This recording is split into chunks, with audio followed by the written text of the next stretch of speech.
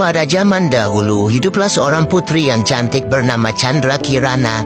Ia adalah putri dari kerajaan Daha. Suatu hari Chandra Kirana bertemu dengan seorang pangeran tampan bernama Raden Inu Kertapati. Mereka berdua saling jatuh cinta dan ingin menikah. Namun ada seseorang yang tidak senang dengan kebahagiaan mereka. Dia adalah kakak Chandra Kirana, Dewi Galuh. Dewi Galuh merasa cemburu dan iri karena ia juga menyukai Raden Inu Kertapati. Karena itu, Dewi Galuh pergi menemui seorang penyihir jahat dan meminta sihir untuk mengusir adiknya. Sang penyihir mengutuk Chandra Kirana menjadi seekor keong emas dan melemparkannya ke sungai.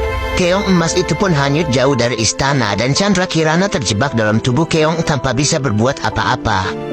Suatu hari seorang nenek tua yang baik hati menemukan keong emas di pinggir sungai. Nenek itu membawa keong emas ke rumahnya dan merawatnya dengan penuh kasih sayang. Setiap hari keong emas itu diberi makan dan tempat tinggal yang nyaman oleh nenek.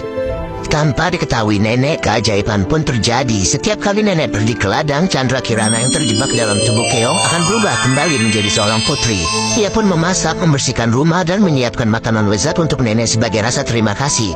Tapi begitu nenek kembali, Chandra Kirana berubah menjadi keong emas lagi. Nenek itu merasa heran karena setiap kali pulang rumahnya selalu rapi dan makanan sudah tersedia. Suatu hari nenek memutuskan untuk pura-pura pergi, tapi diam-diam ia mengintip dari balik pintu. Betapa terkejutnya nenek ketika melihat keong emas itu berubah menjadi seorang putri cantik. Chandra Kirana lalu bercerita tentang kutukan yang menimpanya. Mendengar cerita itu, nenek merasa kasihan dan berjanji akan membantunya. Di tempat lain, Raden Inu Kertapati yang setia mencari Chandra Kirana berkelana hingga ke desa tempat nenek tinggal.